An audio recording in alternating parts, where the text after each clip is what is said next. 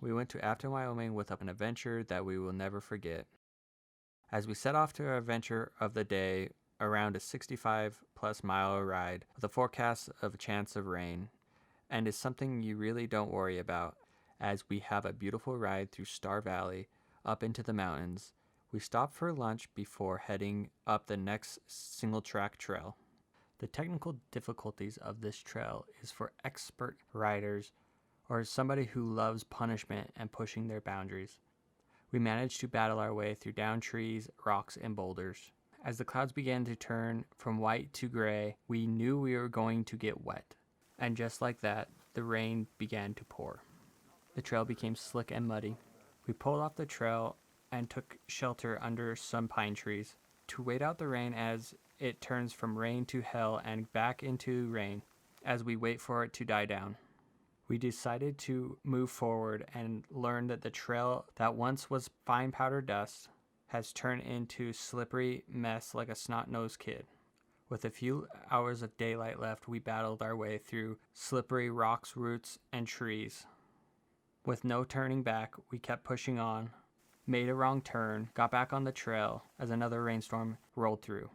The trail was practically unrideable. We decided that we would go as far as we could as dark creeps on.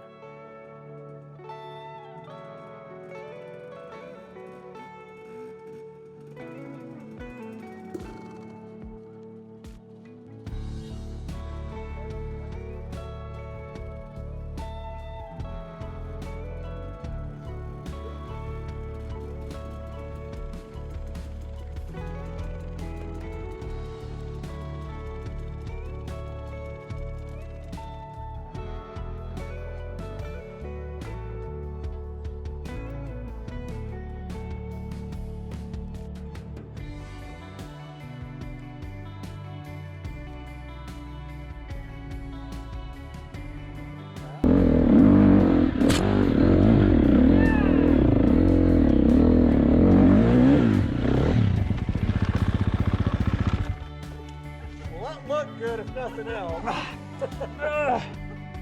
Hey, you made it further than anybody but Jimmy, so. I gave her all she had. You gave it.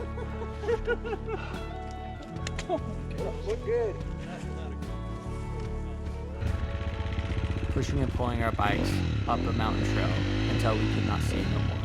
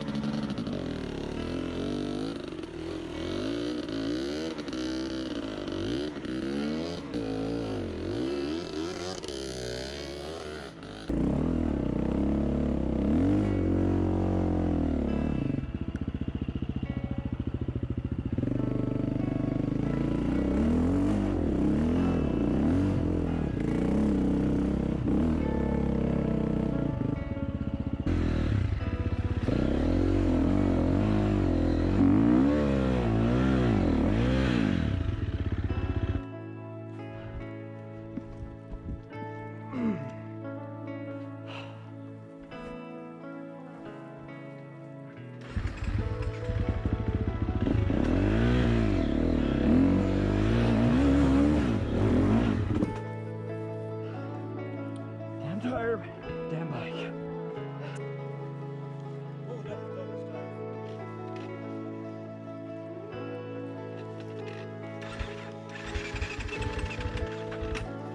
Come on, bike.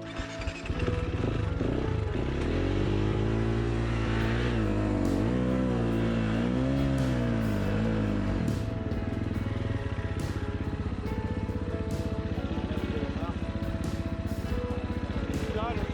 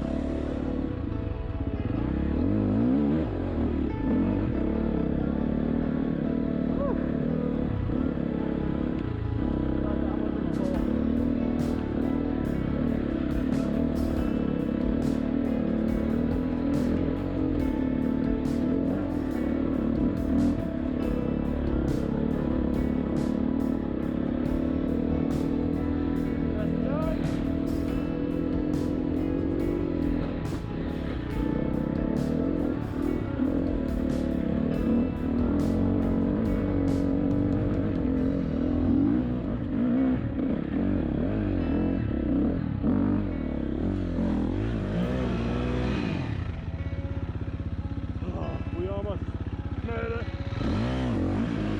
There we go.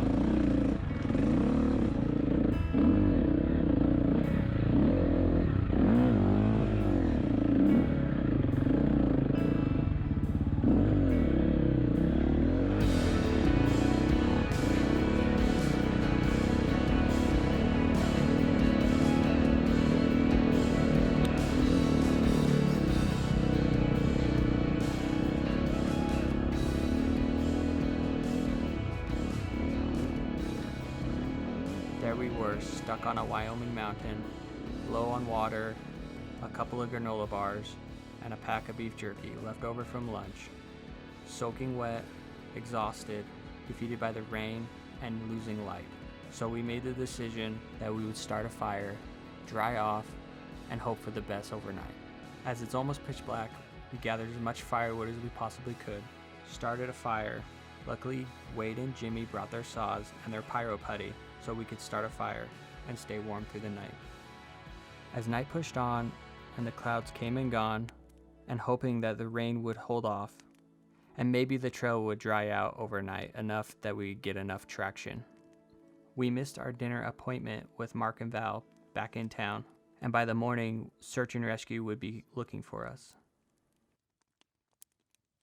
Wade's alarm went off at 4:30 in the morning. We knew it was getting close to light. And with that, we knew it was almost time to push on the last 200 feet to the top of the mountain pass. So close we were, but so much farther we had to go. To find our way out, daylight slowly creeped in. We buried our fire, gathered our stuff, and scraped the mud up from our bikes. Luckily, the mud dried out overnight enough that we got some traction, and up the hill we went, to the top of the mountain pass, hoping it was the last hill climb and pulling our bikes up a hill we'd have to do. As Wade predicted, there was search and rescue flying overhead looking for some lost guys on motorcycles. With Paul crashing and hurting his ribs and Jimmy slipping and falling on a rock and hurting his ribs, we finally hit the dirt road. With a general idea of where we needed to go and everybody being low on gas, we rode to the next campsite that had motorcycles and ATVs. Wade asked if we could buy some gas off them. They were generous enough to give us some gas and a couple bottles of water, no charge. We headed on our way another hour or so down a dirt road to hit the pavement. Jimmy and Wade out of gas at 100 miles. The search and rescue came to pick us up to take two of us back to our truck. What a trip to remember.